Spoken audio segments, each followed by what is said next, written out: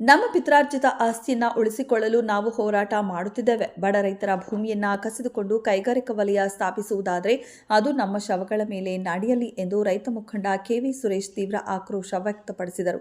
ಕೋಲಾರ ಜಿಲ್ಲೆಯ ಶ್ರೀನಿವಾಸಪುರ ತಾಲೂಕಿನ ಯದರೂರು ಗ್ರಾಮದಲ್ಲಿ ಶುಕ್ರವಾರ ಹಮ್ಮಿಕೊಂಡಿದ್ದ ಪತ್ರಿಕಾಗೋಷ್ಠಿಯಲ್ಲಿ ಅವರು ಮಾತನಾಡುತ್ತಾ ಕೆಐಎಡಿಬಿ ಭೂ ಸ್ವಾಧೀನ ಪ್ರಕ್ರಿಯೆ ಮತ್ತು ಸ್ಥಳೀಯ ಶಾಸಕರ ನಡೆಯನ್ನ ತೀವ್ರವಾಗಿ ಖಂಡಿಸಿದರು. ಬೆಳಗಾವಿ ಚಳಿಗಾಲದ ಅಧಿವೇಶನದಲ್ಲಿ ಶಾಸಕ ಜೆಕೆ ವೆಂಕಟಶಿವಾರೆಡ್ಡಿ ಅವರು ಕೈಗಾರಿಕಾ ಸಚಿವ ಎಂಬಿ ಪಾಟೀಲ್ ಅವರಿಗೆ ಕೆಎಐಡಿಬಿ ಕಾರ್ಯವೈಖರಿ ಕುರಿತು ಪ್ರಶ್ನೆ ಕೇಳಿದರು. ಸಚಿವರು ಸ್ಥಳೀಯ ರೈತರ ವಿರೋಧವಿದೆ ಎಂದು ಉತ್ತರಿಸಿದಾಗ ಶಾಸಕರು ಅಲ್ಲಿ ರೈತರ ಅಡ್ಡಿ ಇಲ್ಲ ಎಂದು ಸದನಕ್ಕೆ ತಪ್ಪು ಮಾಹಿತಿ ನೀಡಿದ್ದಾರೆ. ಇದು ಶೇಕಡಾ 95ರಷ್ಟು ಭೂಮಿ ಕಳೆದುಕೊಳ್ಳುತ್ತಿರುವ ರೈತರಿಗೆ ಮಾಡಿದ ದ್ರೋಹ ಎಂದು ಸುರೇಶ್ ಆರೋಪಿಸಿದರು. ನಾವು ಶಾಸಕರನ್ನ ಏಕವಚನದಲ್ಲಿ ನಿಂದಿಸಿಲ್ಲ, ನಮ್ಮ ಭೂಮಿಗಾಗಿ ಹೋರಾಡುತ್ತಿದ್ದೇವೆ. ಆದರೂ ವೃತ್ತ ನಿರೀಕ್ಷಕರು ನನಗೆ ದೂರವಾಣಿ ಮೂಲಕ ಎಚ್ಚರಿಕೆ ನೀಡಿರುವುದು ಸರಿಯಲ್ಲ. ಕಳೆದ ತಿಂಗಳು ಮಾಜಿ ಶಾಸಕ ಕೆಆರ್ ರಮೇಶ್ ಕುಮಾರ್ ವಿರುದ್ಧ ಅಶ್ಲೀಲವಾಗಿ ಮಾತನಾಡಿದ ಶೇಷಾಪುರ ಗೋಪಾಲ್ ಮೇಲೆ ಕ್ರಮ ಕೈಗೊಳ್ಳದ ಪೊಲೀಸರು ಈಗ ನಮ್ಮನ್ನ ಗುರಿ ಮಾಡುತ್ತಿರುವುದು ಯಾಕೆ? ಜನಸಾಮಾನ್ಯರಿಗೆ ಒಂದು ಕಾನೂನು, ಜನಪ್ರತಿನಿಧಿಗಳಿಗೆ ಒಂದು ಕಾನೂನಾ ಎಂದು ಅವರು ಪ್ರಶ್ನಿಸಿದರು. ಮತ್ತೊಬ್ಬ ರೈತ ಮುಖಂಡ ಎನ್ ಶಂಕರಪ್ಪ ಮಾತನಾಡಿ, ತಾಲೂಕಿನ ಅಭಿವೃದ್ಧಿಗೆ ನಮ್ಮ ವಿರೋಧವಿಲ್ಲ, ಆದರೆ ರೈತರಿಗೆ ತಿಳಿಸದೆ ನೋಟಿಫಿಕೇಶನ್ ಮಾಡಿರುವುದು ಸರಿಯಲ್ಲ. ನೀವು ಸರ್ಕಾರದ ಜಮೀನಿನಲ್ಲಿ ಕೈಗಾರಿಕೆ ಸ್ಥಾಪಿಸಿ, ನಾವು ಹೂವಿನ ಹಾರ ಹಾಕಿ ಸನ್ಮಾನಿಸುತ್ತೇವೆ. ಬಡ ರೈತರ ಜಮೀನು ಕಿತ್ತುಕೊಂಡರೆ ಸ್ಥಳೀಯರು ಭಿಕ್ಷೆ ಬೇಡಬೇಕಾಗತ್ತೆ. ನಮ್ಮ ಜೀವನಾಡಿಯಾದ ಭೂಮಿಯೊಂದಿಗೆ ಆಟವಾಡಬೇಡಿ ಎಂದು ಮನವಿ ಮಾಡಿದರು. ಇದೆ ನೀನು ಯಾಕೆ ಹೋದೆ, ನಾವೆಲ್ಲ ಇಲ್ವಾ, ನೀನು ಒಬ್ಬನೇ ಯಾಕೆ ಹೋದೆ ಅಂತೇಳಿ ನಾನು ಹೋಗಿಲ್ಲ. ನಾನು ಯಾವುದು ಮುಚ್ಚಳಿಕೆನೂ ಬರ್ದಿಲ್ಲ, ನಾನು ಯಾವುದು ಅವ್ರಿಗೆ ಸಿಗ್ನೇಚರು ಮಾಡಿಲ್ಲ. ನನ್ನ ಮೇಲೆ ಈ ಥರ ಪೊಲೀಸವರು ಅಮಾನತ್ ಮಾಡಿದ್ದಾರೆ. ಇದು ತಪ್ಪು. ಇದು ಗರುಣ್ಕೊಳ್ಳೋ ಅವ್ರಿಗೆ ಹೇಳ್ತಾ ಇದ್ದೀನಿ, ದಯವಿಟ್ಟು ಇದು ಸೂಕ್ತವಾಗಿ ನೀವು ನನ್ನ ಮೇಲೆ ತಪ್ಪು ಆರೋಪ ಇದ್ದರೆ ನೀವು ಮಾಡಿ. ಅದು ಬಿಟ್ಟು ನೀವು ಒಬ್ಬರ ಬಗ್ಗೆನೇ ಈ ಥರ ನೀವು ಕ್ರಮ ತಗೊಂಡು ಮಾಡೋದು ನಿಮಗೆ ಸರಿಯಿಲ್ಲ. ಆರೋಪಿ ಅಂತ ಮಾಡಿದ್ದಾರೆ. ಯಾರು ಅವರ ಆರೋಪಿ? ರೈತರ ಆರೋಪಿಗಳಾ?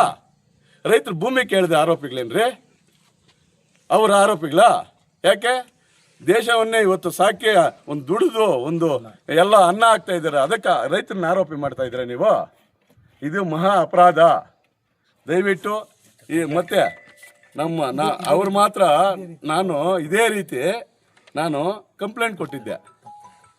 ಖಾಲಿ ಶಾಸಕರ ಬಗ್ಗೆ ನಾನು ಒಂದೇ ಒಂದು ಏನು ನಿಮ್ಮಪ್ಪ ಜಮೀನು ಇದೆಯಾ ಅಂತ ಕೇಳಿದ್ದಕ್ಕೆ ನನ್ನ ಮೇಲೆ ಗೌರವಕೊಳ್ಳೋರು ಕ್ರಮ ತಗೊಂಡಿದ್ದಾರೆ. ಏನಂತ, ಬನ್ನಿರಿ ಮಾತಾಡೋಣ ಅಂತ.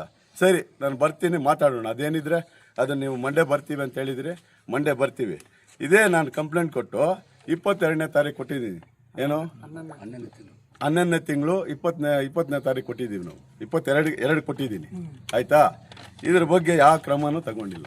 ಏನು ಕಂಪ್ಲೇಂಟ್ ಕೊಟ್ಟಿದ್ದೀರಿ ಸರ್? ಇದು ಕಂಪ್ಲೇಂಟ್ ಬಂದು ನಮ್ಮ ಮಾಜಿ ವಿಧಾನಸಭಾ ಅಧ್ಯಕ್ಷರಾದ ಹಿರಿಯರಾದ ಗೌರವಾನ್ವಿತರಾದ ರಮೇಶ್ ಕುಮಾರ್ ಅವರ ಬಗ್ಗೆ ಕೆಲವು ಅವಾಚ್ಯ ಶಬ್ದಗಳಿಂದ ನಾವು ಕೇಳಿಸ್ಕೊಂಡಾಗ ಏಕವಚನದಲ್ಲಿ ಬೆತ್ತಿಲೆ ಅನ್ನೋ ರೂಪದಲ್ಲಿ ಮಾತಾಡಿದ್ದಾರೆ.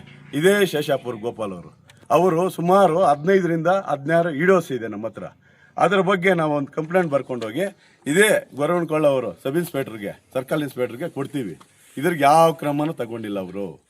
ನಾನು ಒಂದೇ ಒಂದು ದಿವಸಕ್ಕೆ ನನ್ನ ಮೇಲೆ ಇಷ್ಟು ಕ್ರಮಗಳು ವಹಿಸ್ತಾ ಇದ್ದೀರಲ್ಲ, ಅಲ್ಲಿಗೆ ಶಾಸಕರಾದರೆ ಒಂದು ಕಾನೂನು, ಸಮಾಜ ಜನರಿಗೆ ಒಂದು ಕಾನೂನು, ರೈತರಿಗೆ ಒಂದು ಕಾನೂನು ಮಾಡ್ತೀರಾ ನೀವು?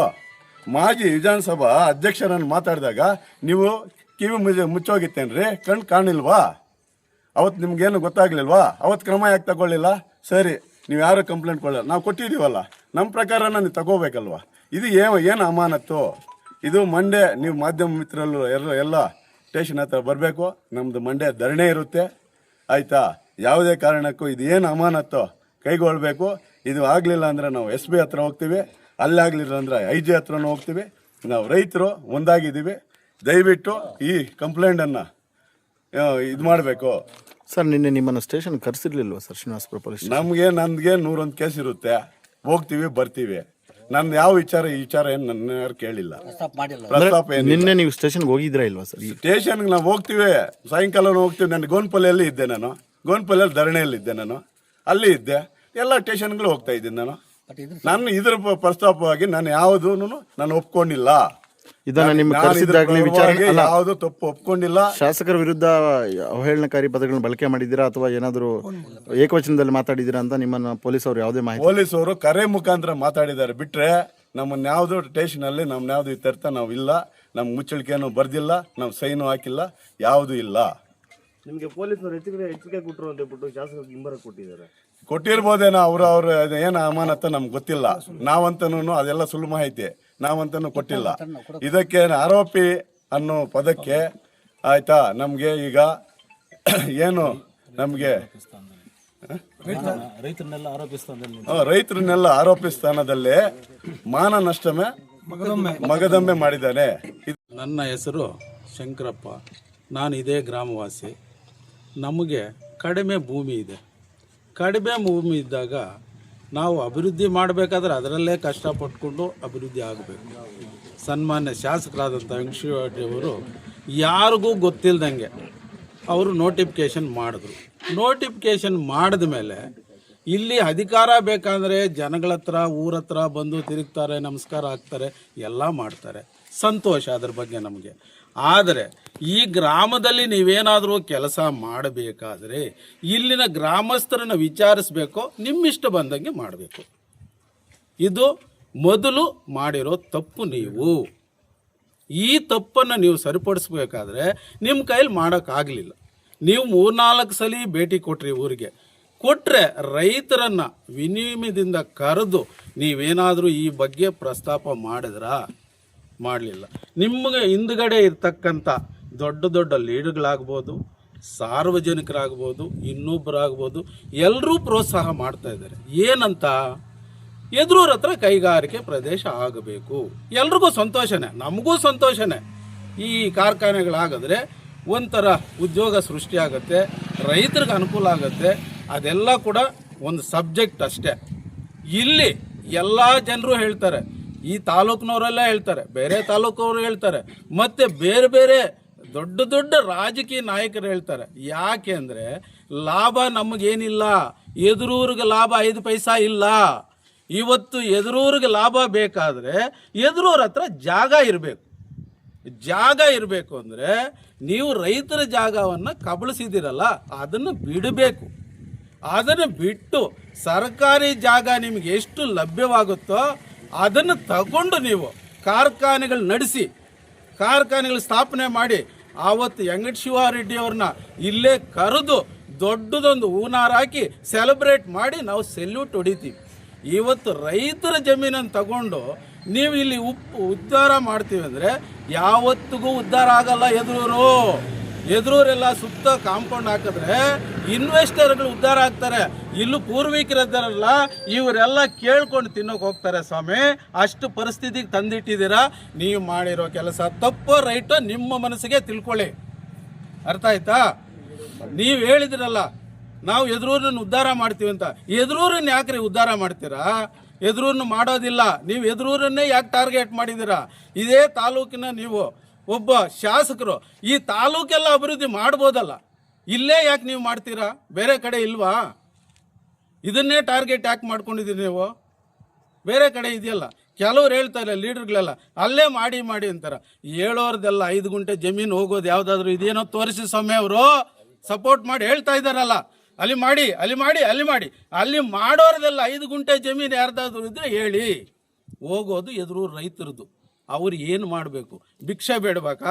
ಏನು ಮಾಡಬೇಕು? 2.5 ವರ್ಷದಿಂದ ನೀವು ಡಿನೋಟಿಫಿಕೇಶನ್ ಮಾಡಿಬಿಟ್ರಲ್ಲ, ಅವ್ರ ಕಷ್ಟ ಏನಾದರೂ ಕೇಳಿದಿರ ಒಂದು ದಿವಸ? ನೀವು ಶಾಸಕರಾದವ್ರು ಏನು ಕೆಲಸ ಮಾಡಬೇಕು? ನಿಮ್ಗೆ ಏನು ಓಟ್ ಹಾಕಿ ನಾವು ವಿಧಾನಸಭೆ ಕಳಿಸೋದು? ಯಾಕೆ ಹೇಳಿ? ಆ ಕ್ಷೇತ್ರದ ಜನಕ್ಕೆ ಕಷ್ಟ ಬಂದರೆ ನಿವಾರಣೆ ಮಾಡೋದು ಯಾರೋ? ಅವರು ತಂದೆ ಇದ್ದಂಗೆ ಕ್ಷೇತ್ರಕ್ಕೆ. ಅವ್ರ ಕಷ್ಟ ಬಂದರೆ ಎಲ್ಲಿ ಹೋಗ್ತಾನೆ? ಮಗ ಕಷ್ಟ ಬಂದರೆ ಎಲ್ಲಿಗೋಗ್ತಾನೆ? ತಂದೆ ಹತ್ರ ಹೋಗ್ತಾನೆ. ಕ್ಷೇತ್ರದಲ್ಲಿ ಕಷ್ಟ ಬಂದರೆ ಎಲ್ಲಿಗೋಗ್ತಾರೆ? MLA ಹತ್ರ ಹೋಗ್ತಾರೆ. ಅವರು ತೀರಿಸ್ಬೇಕು ಈ ಕಷ್ಟನ. ಅವರೇ ಕಷ್ಟ ತಂದು ಮಡಗಿದ್ರೆ ತಪ್ಪು ಯಾರು ಮಾಡಿದರೆ ಯೋಚನೆ ಮಾಡಿ ಸ್ವಲ್ಪ, ಅಲ್ವಾ? ಮೊದಲು ನೀವು ಈ ಕೆಲಸ ಮಾಡೋದು ಬಿಟ್ಟು ಈ ರೈತರಿಗೆ ಅನುಕೂಲ ಮಾಡಬೇಕಂದ್ರೆ ಈ ಡಿನೋಟಿಫಿಕೇಶನ್ ಕ್ಯಾನ್ಸಲ್ ಮಾಡಿ ರೈತರ ಭಾಗಕ್ಕೆ ಜಮೀನು ಹೋಗಲಿ. ಆವತ್ತು ನೀವು 5 ವರ್ಷ ಏನು ಈ ಶಾಸಕರಾಗಿರ್ತೀರೋ ದೊಡ್ಡ ಕೆಲಸ ನಾವು ಮಾಡಿದ್ದೀವಿ ಅಂದರೆ ಎದುರೂರಿಗೆ ಇದೇ ನೀವು ದೊಡ್ಡ ಕೆಲಸ ಮಾಡ್ದಂಗೆ. ಇಷ್ಟು ಬಿಟ್ಟರೆ ಬೇರೆ ನಮ್ಗೆ ಅವಕಾಶ ಇಲ್ಲವೇ ಇಲ್ಲ. ಇದನ್ನು ಸುರೇಶ್ ಅನ್ನೋರು ಅಪರಾಧಿ ಸ್ಥಳದಲ್ಲಿ ನಿಲ್ಲಿಸಿದ್ದಾರೆ ಅಂತಿಟ್ರೆ ಸುರೇಶ್ ಒಬ್ಬರೇ ಅಲ್ಲ ಅಪರಾಧಿ, ರೈತರೆಲ್ಲ ಕೂಡ ಅಪರಾಧಿಗಳೇ. ಸುರೇಶನ್ ಕೊಲೆ ಮಾಡಿಲ್ಲ, ದರೋಡೆ ಮಾಡಿಲ್ಲ, ಇನ್ನೊಂದು ಮಾಡಿಲ್ಲ, ಏನೂ ಮಾಡಿಲ್ಲ. ರೈತರ ಬಗ್ಗೆ ಹೋರಾಟಕ್ಕೆ ಇಳ್ಕೊಂಡಿದ್ದಾರೆ. ನಾವೆಲ್ಲವೂ ಕೂಡ ರೈತರೇ, ನಾವೇನು ಅಫಿಷಿಯಲ್ಸ್ ಏನಲ್ಲ, ಕೋಟ್ಯಾಧಿಪತಿಗಳೇನಲ್ಲ. ಅರ್ಥ ಆಯ್ತಾ? ಅಪರಾಧಿ ಸ್ಥಾನದಿಂದ ತೆಗೀರಿ, ಅರ್ಥ ಆಯ್ತಾ? ತೆಗೆದುಬಿಟ್ಟು ಅವ್ರನ್ನ ನಿರ್ದೋಷಿ ಅಂತ ಪ್ರೂಫ್ ಮಾಡಿ, ಅರ್ಥ ಆಯ್ತಾ? ನೀವು ಯಾವುದೇ ಒಂದು ಇದನ್ನು ರೈತರು ಒಂದು ಜಮೀನು ಕಳ್ಕೊಂಡಾಗ ಅವರ ಆಕ್ರಂದನೆ ಎಷ್ಟಿರುತ್ತೆ ಅಂತ ನೀವು ಯೋಚನೆ ಮಾಡಿಲ್ಲ. ಅದು ಜೀವನಾಡಿ ಹೋದಾಗ ಆ ಮನುಷ್ಯ ಯಾವ ರೀತಿ ಆದರೂ ತಿರುಗಬಹುದು, ಯಾವ ಮಟ್ಟಕ್ಕಾದರೂ ಹೋಗ್ಬೋದು. ನೀವೇನೋ ಎಲ್ಲ ನೋಡ್ತಾ ಇರ್ತೀರಿ ನೀವು, ಅದೆಲ್ಲ ಯೋಚನೆ ಮಾಡಿ. ಒಂದು ಜೀವನಾಡಿ ಕಳ್ಕೊಂಡಾಗ ಯಾವ ಮಟ್ಟಕ್ಕಾದರೂ ಹೋಗ್ತಾನೆ ಅವನು. ಏನು ಅಪರಾಧಿ ಆಗ್ಬೋದು, ನಿರಪರಾಧಿ ಆಗ್ಬೋದು, ಜೈಲಿಗೆ ಹೋಗ್ಬೋದು, ಮರ್ಡರ್ ಮಾಡ್ಬೋದು, ಕೊಲೆ ಮಾಡ್ಬೋದು, ಯಾವ ಮಟ್ಟಕ್ಕಾದರೂ ಹೋಗ್ತಾನೆ. ಅವನ ಜೀವನ ಇಲ್ಲ ಅಂದರೆ ಅವನು ಏನು ಮಾಡ್ತಾನೆ? ಆ ಜಮೀನು ಕಳ್ಕೊಂಡು ಆವಾಗ ಏನಾಗುತ್ತೆ ಅವನ ಜೀವನ, ಅವನ ಮನೆ ಪರಿಸ್ಥಿತಿ ಏನಾಗುತ್ತೆ? ಇವೆಲ್ಲ ಮಾಡಿದಾಗ ಒಂದು ಪಿವಟ್ ಆಗ್ಬೋದು, ಒಂದು ಕೊಲೆಗಾರನಾಗ್ಬೋದು, ಏನು ಬೇಕಾದರೂ ಮಾಡ್ತಾನೆ. ಅವನ ಜೀವನಾಡಿ ಹೋದಾಗ ಅವನಿಗೇನು ಇಷ್ಟ ಇರಲ್ಲ, ಅವನು ಇಷ್ಟ ಬಂದಂಗೆ ಮಾಡೋಕೆ ಹೋಗ್ತಾನೆ. ಅದಕ್ಕೆ ದಯವಿಟ್ಟು ಮಾನ್ಯ ಶಾಸಕರಿಗೆ ಮನವಿ ಮಾಡ್ಕೊಳ್ಳೋದೇನೆಂದರೆ ಈ ಜಾಗವನ್ನು ಬಿಟ್ಟು ಬಿಡಿ, ನಮ್ಮ ರೈತರ ಪಾಲಿಗೆ ಬಿಡಿ. ನಮ್ಮ ಜೀವನ ಇದೆ, ಈ ಜೀವನಾಡಿಯನ್ನು ನೀವು ಕಿತ್ಕೋಬೇಡಿ. ದಯವಿಟ್ಟು 2 ಕೈ ಮುಗಿದು ನಿಮ್ಮನ್ನು ಕೇಳ್ಕೊಳ್ತೀನಿ, ಇದನ್ನು ನೀವು ಕೈ ಬಿಡಬೇಕು.